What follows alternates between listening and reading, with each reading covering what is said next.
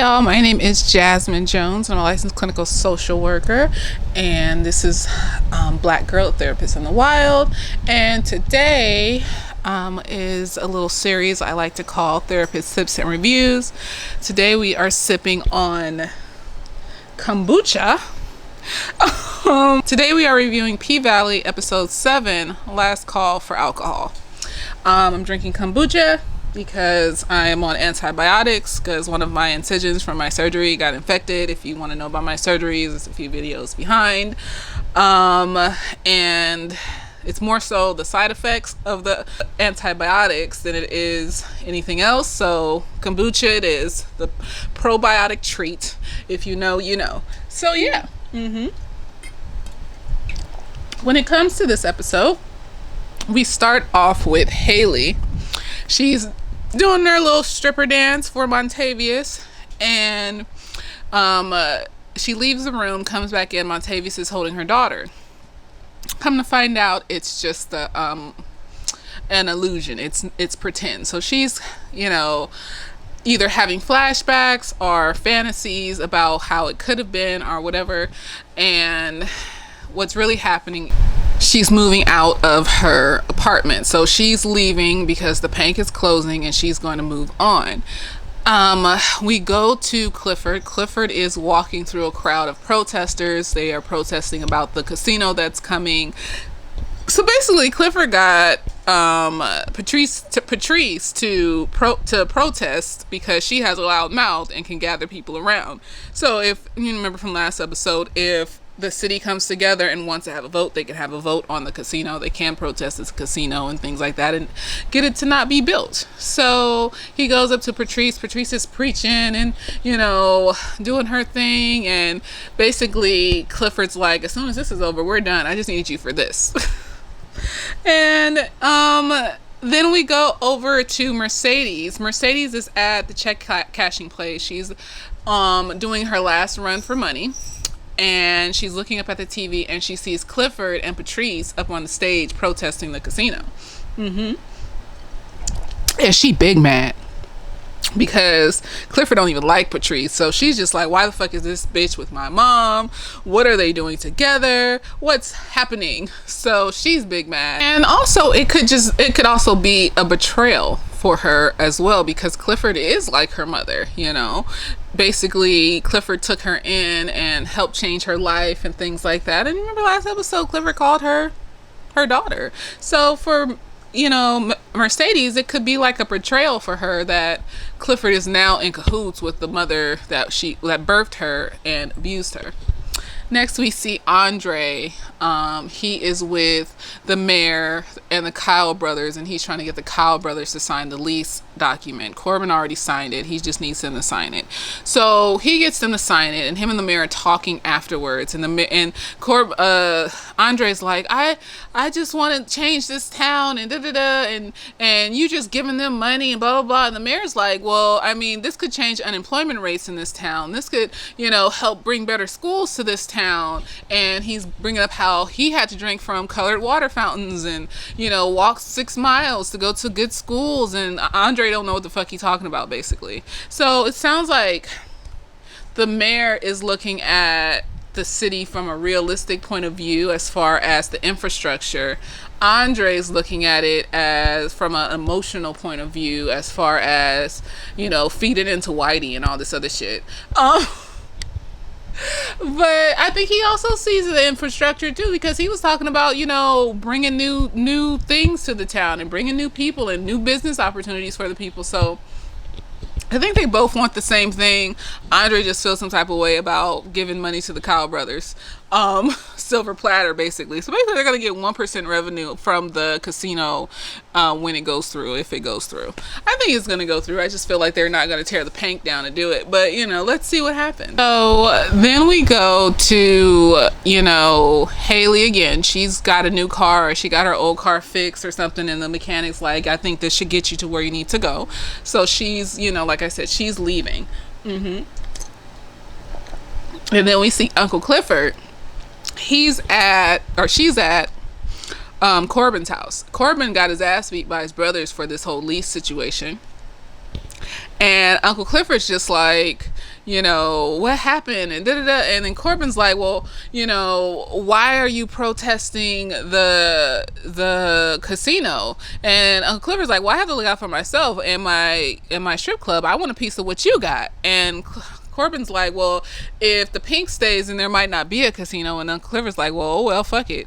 And so Corbin is asking Uncle Clifford to stop the protests and things. And Uncle Clifford's like, no, because that's my livelihood. That's my family's legacy and all this other stuff. And so then Uncle Clifford basically tells Corbin he's not welcome in the pink anymore because he's being an asshole. Next we go to Lil Murda. He is practicing his performance for his night at the club. I guess there's going to be a producer there to see him and everything like that. And his manager, Mississippi, and the DJ are just looking at him because you could tell he's anxious about performing in front of other people, so his rap is coming out whack. And so Mississippi takes him in the bag, strips him naked, and says, do your performance naked, feel the crowd, and get rid of your anxiety, basically. So it's an anxiety practice where he has to be naked and stuff, and he has his balls and penis slinging everywhere, like... And so he did it though. He was able to do it. Mississippi helped him kind of figure out his anxiety, and it turned out to be a pretty good performance that he gave Mississippi. And his anxiety melted away, because when you're naked, it's kind of like you're just out there, so you have to either get comfortable with that. That's like the most embarrassment that you'll ever have, is being naked in front of a crowd or in front of other people. So once you get past that, you can damn near get past anything that causes embarrassment, I guess. So I'm not saying it was a bad technique. I just like, people are so free with their bodies in this show. Nothing wrong with that either. I don't know if I could be that free. I can be that free in private, but not in public. Not with people looking at me. So yeah. So he gets over his anxiety, and then the sheriff shows up at the Pink. And the sheriff has papers that basically he's going to now enforce the law that there can be no alcohol and titties at the Pink. So it has to be one or the other. And Uncle Clifford just is like, what, you've been taking our bribes for all this time, and now all of a sudden you want to quit, and da-da-da-da. And the sheriff's like, well, the mayor's coming down on us, and the Pink's going to be auctioned off tomorrow, so fuck you want me to do about it, bitch. Then when the sheriff is leaving, Haley pulls up and gets out of her car and walks into the strip club, and the sheriff recognizes Haley from the wanted poster that Montavious brought to the sheriff's office. Bitch, he pulls the wanted poster out of the glove compartment. It's like, okay, so now Montavious is gonna find her, basically, and it's gonna be, who knows what's gonna happen. So then we go to Mercedes. She's in Clifford's office, and Mercedes is like mad at Clifford, like, why are you hanging on my mom? Fuck that bitch, da da da. And Clifford's like, I had to do what I have to do, okay, to keep my place. And Clifford is just like defeated. She's just like, I don't know what to do. This is horrible. What's gonna happen to the girls, especially? Like, she cares so much about them. It's beautiful. God bless. And she asked Mercedes to dance again, and Mercedes was like, I'm not gonna dance. Ask Patrice if she wants to do something about it, and da da da. And Uncle Clifford's like, she points to the video camera screen that shows on the outside of where the club is. And she's like, do you want to tell them that? What do you want them to know? Because the girls are standing all out there talking and stuff. And so Mercedes decides to dance, and she's back. She's gonna dance. So Mercedes goes and tells the lady that's in the back of the in the locker room with the girls, that gives them the little outfits to wear. She's like, I want it to look like the universe busted a nut all over me. That's what she says when she wants like a really nice outfit to dance in. So the lady says she's gonna do it. Then we go to Mercedes and Haley. I think I forgot where they were at. Were they at the diner or in the back of the club? They were somewhere, and Haley is giving Mercedes the rest of the money that she owes her. So she owed her $10,000. Or no, they're in the club and they're in one of the little dancing rooms. So Haley gave her the money, and she gave her $20,000 instead. And Mercedes is like, I don't want this. My cut was only $10,000. Look at them being fair and even with each other. They care about each other. It's beautiful. And Haley's like, no, take it so that you can get your gym and da-da-da. And Mercedes is like, no, I'm gonna figure that out myself. I'm just gonna take the cut that was promised and that's it. And it was like, okay, I guess I would have took the 20,000, but that's just me. I mean, it's free money that from that evil nigga. Apparently she's been taking money from that evil nigga's account, and so it's not surprising that he found her. I mean, I was saying before, like, isn't the way she's doing it kind of messy? Like, it's in the same area. It's, it's kind of messy. So, but whatever, she's taking it straight from him. Like, why wouldn't he come and look for the person that's stealing his money or call? I mean, a smart person, not smart, but like a non-sociopathic person probably would have just called the police, a detective, to try to find out who's taking their money and claim fraud, not hunt this person down and, do whatever he has planned to do to her to get his money back or whatever. But anyways, we're jumping ahead.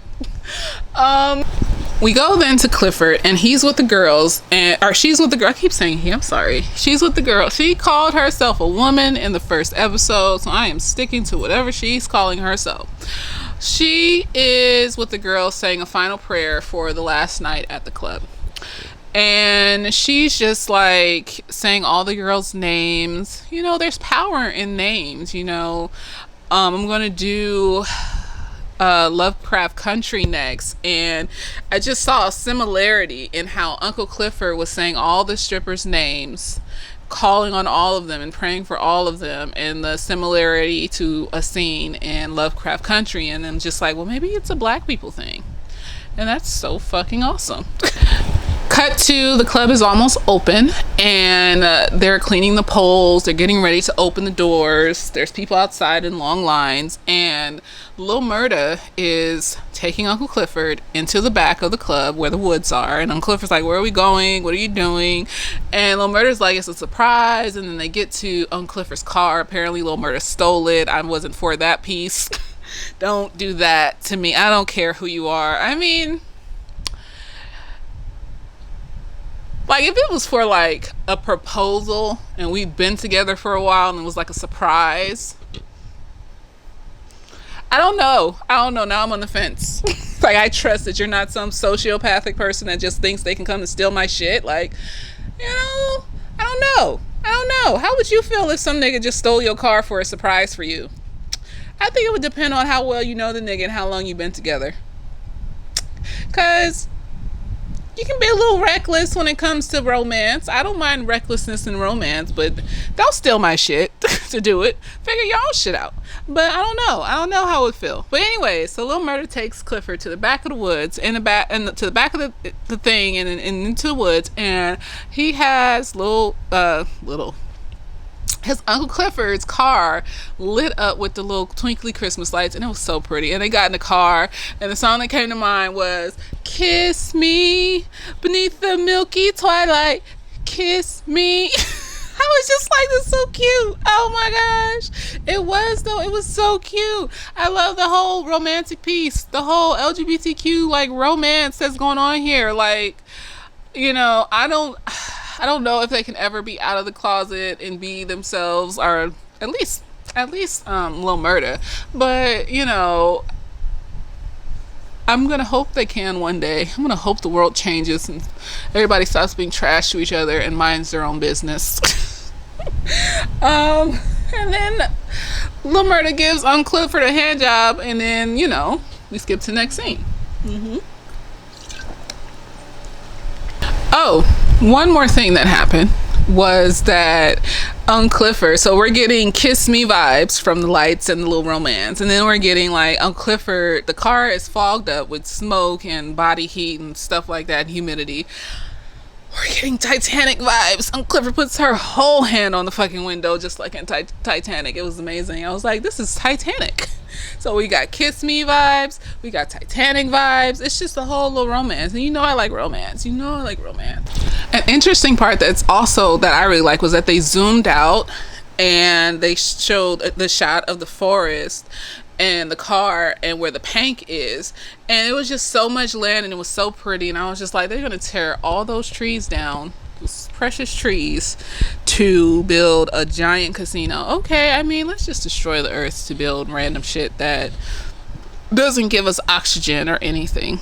We then shoot over to the girls in the back getting dressed, and Mississippi is frustrated. Like, she keeps throwing her makeup down on the desk and things like that. And I think the lady that dresses the girls comes over and asks her what's wrong, and she's like, I just can't find concealer that works or whatever. And then you see all the bruises on her arm. So her crazy serial killer motherfucking white boyfriend has beaten her yet again. And so the lady takes her away to like cover up her arm. And whatchamacallit, Haley and Gidget start talking about Mississippi and her dude, and Gidget's like, I don't know why she doesn't leave him. And Haley's like, because that's when they murder you, which is true. I don't question when women don't leave, or when people being abused don't leave the relationship, because people will murder you. People will come after you. I mean, look at Tina Turner. She tried to leave with her children on the bus, and this nigga, this is before the internet, this is before GPS, this nigga probably followed the bus for multiple stops till he found the stop where the bus was at, and took them off the bus. So no, I don't question why people stay, because you can get murdered, because you're in a trauma bond, Stockholm syndrome, all the things, all of the above. So yes, people don't leave because that's when they come after you and kill you, because they see you as an object and they think that they can do whatever they want to you. And as soon as their object leaves, then they want to kill it. It's like they see you as a car. I've said this before. I like saying it though, because it kind of drives it home. They see you as a car. As long as my car is outside and I know exactly where it is and exactly what it's doing, I'm feeling pretty good. I know where my car is. It's outside. Soon as I walk outside and my car has been stolen, I'm going to upturn heaven and earth to find that motherfucker wherever it's at. Because it's my car. But besides that, I don't have to be exactly next to it, as long as I know where it's at and what it's doing. It's an object. It's a thing. I don't care that much about it, as long as it's there for me when I need to use it. So as long as the victim is there for the abuser when they need to use it, and as long as they can use it however they want and it never leaves them, then they're perfectly fine, being abusive and trash. But as soon as the object, the victim, leaves, then the abuser feels this crisis inside that something took what's his, or his thing left. Like she's a pet and their pet just ran away or some stupid shit. And so they want to kill it so it never leaves them. If I can't have you, no one else can, because you're my object, So, like how some people, when they get divorced and they get half the stuff, like half a house, one party of the divorce, might just destroy the shit in the house to say, this is my stuff, and if I can't have all of it, you can't have none of it. All the things. So yes, Haley is correct. That is when they decide to murder you usually. Or they just kill you just because they have issues. You don't even have to be about to leave. So be careful who you choose to be with. People can be very charming when you first meet them. That's why I always try to clock, how do you treat other people and how do you treat yourself? Because that's how I will know whether or not necessarily without a shadow of a doubt, but that's how I'll know pretty sure that you're a pretty decent person or you're not a decent person. But yeah, so Gidget just looks at Haley and she goes, you sound like you have experience in this. And then Haley just doesn't say anything. Next we go to Andre. He's drinking at the bar, and Haley had called him last episode to say goodbye because she's leaving, right?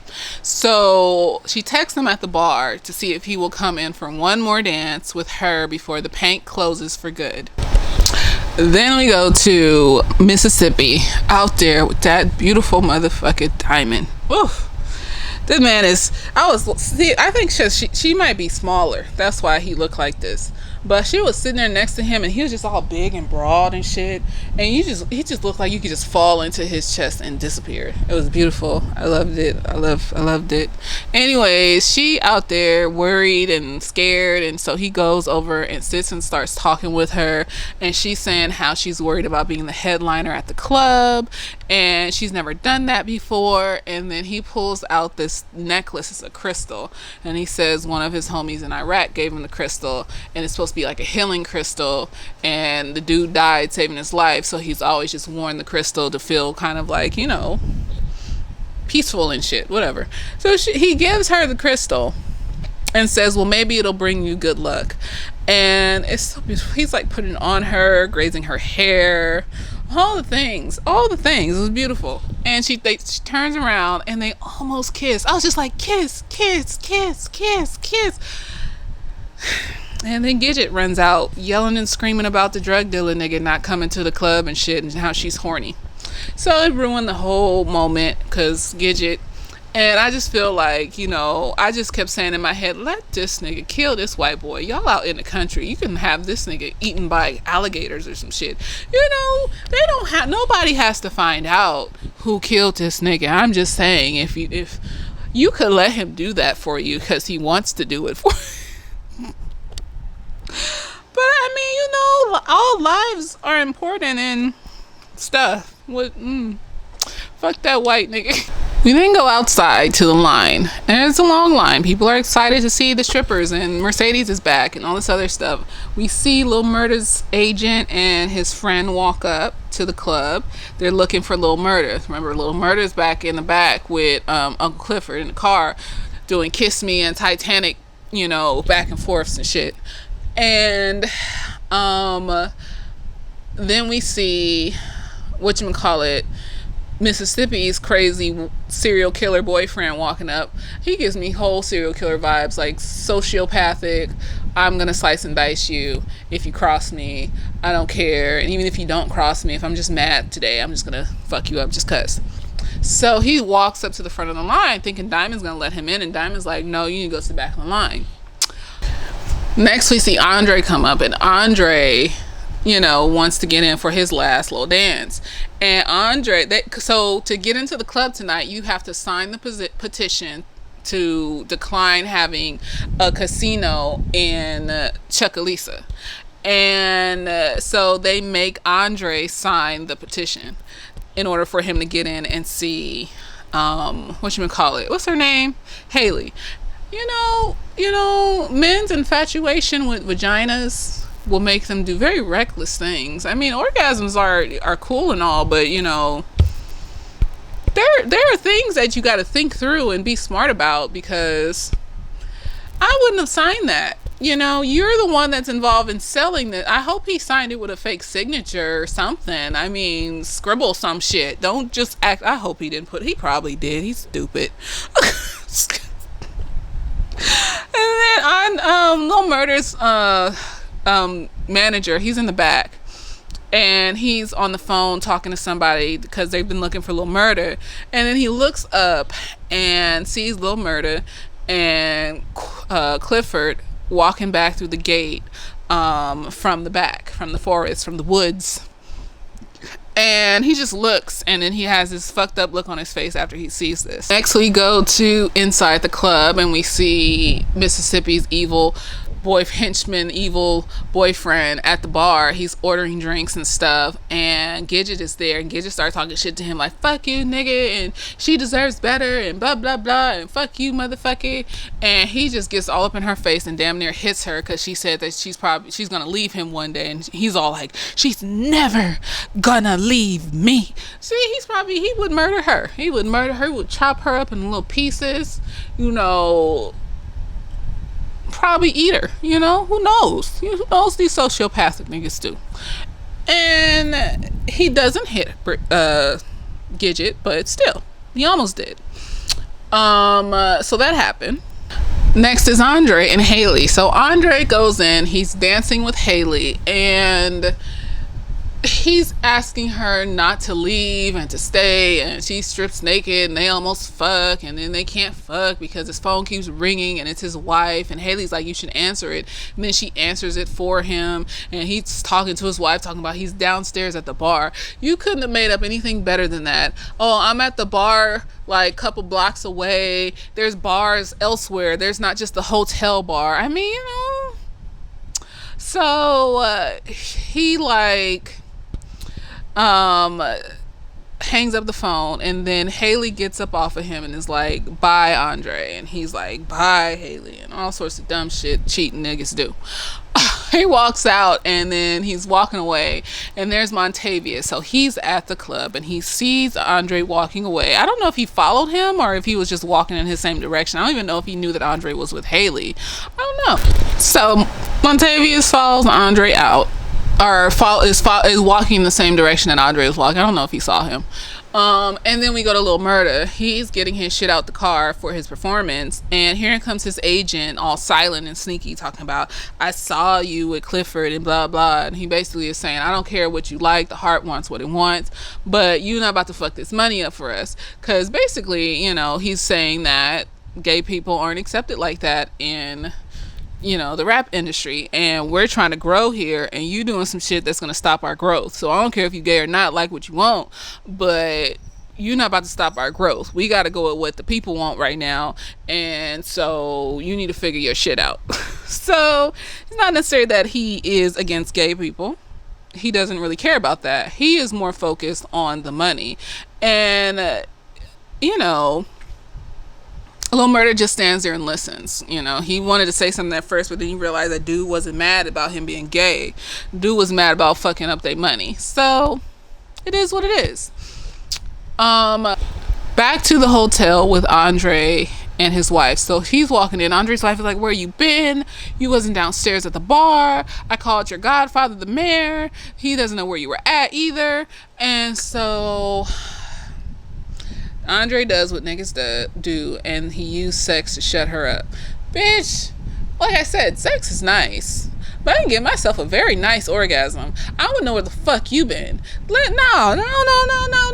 sir. No, because I can get sex from anywhere, do it myself, it don't matter. Where the fuck have you been? But I'm just that type of bitch. She's not that type of bitch. So they had sex, she nutted, he nutted, and then she thinking that because he had sex aggressively, like he missed her or some shit. So she's like, oh, you must have missed me. And he just like gets off of her, and I don't even think he looks at her, and then he goes and says, I need to go take a shower.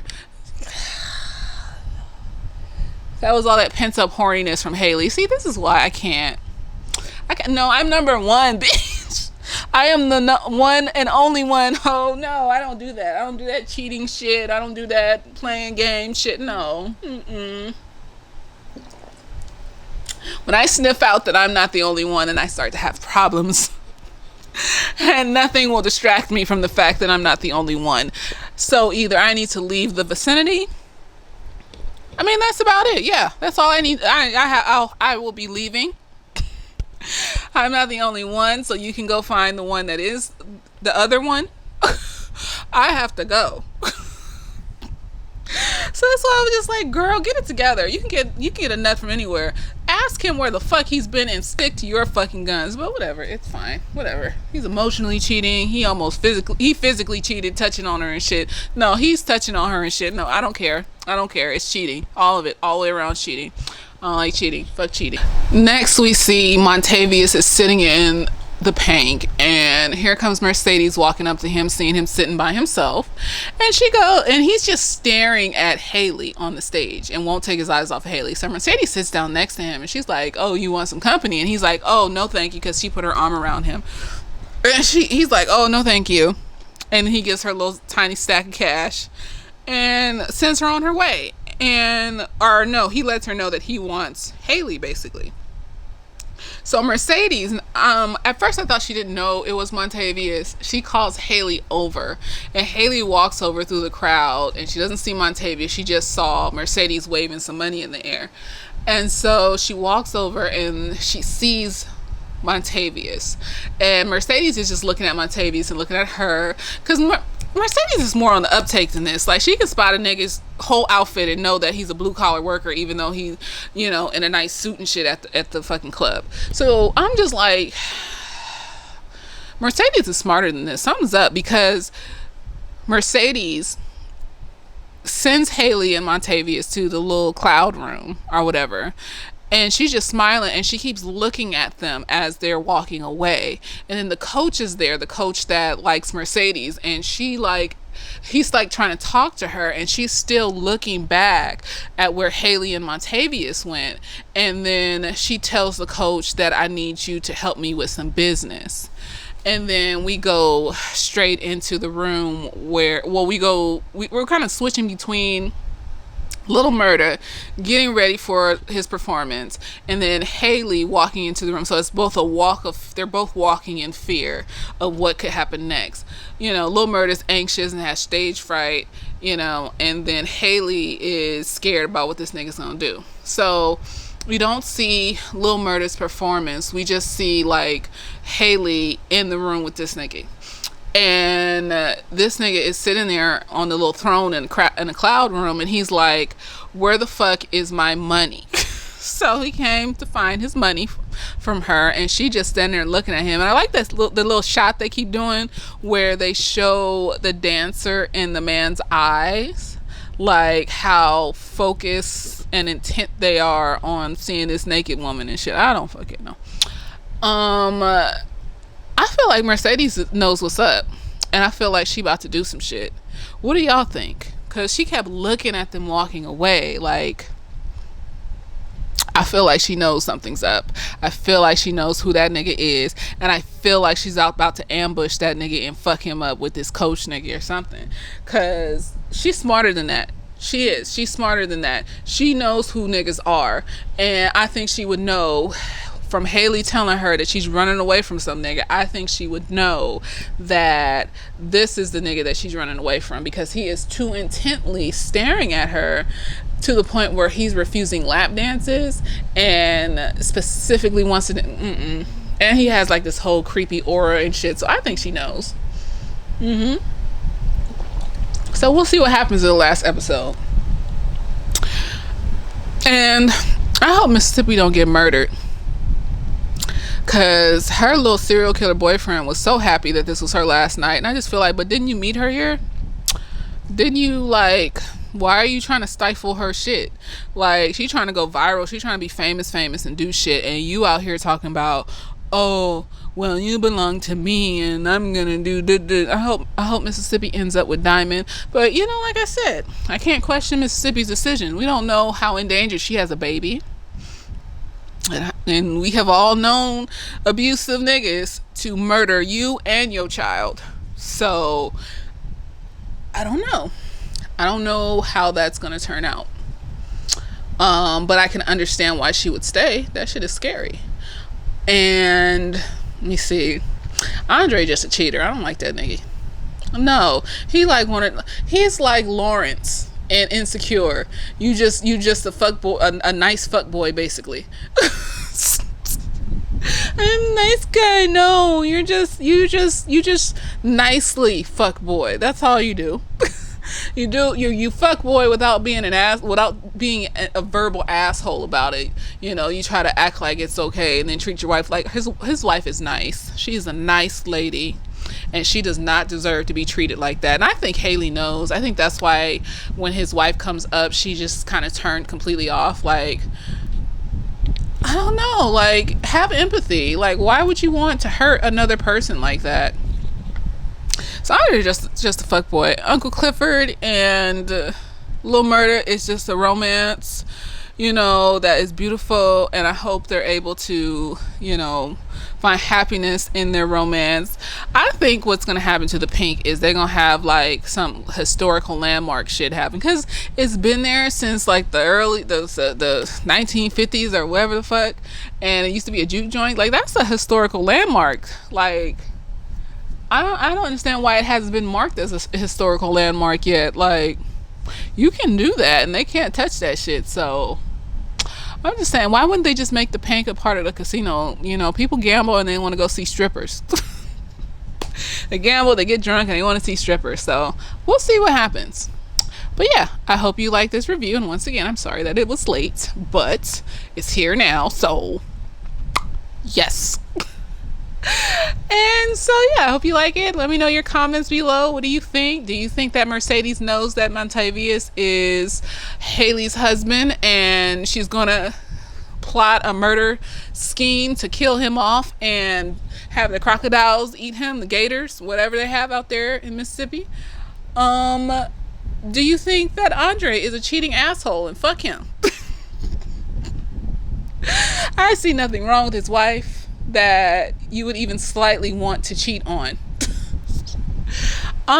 Do you think that Mississippi's serial killer boyfriend is going to murder her and slice her in little pieces and eat her in soup with some Chianti? Yes. Let me know what you think. Later days.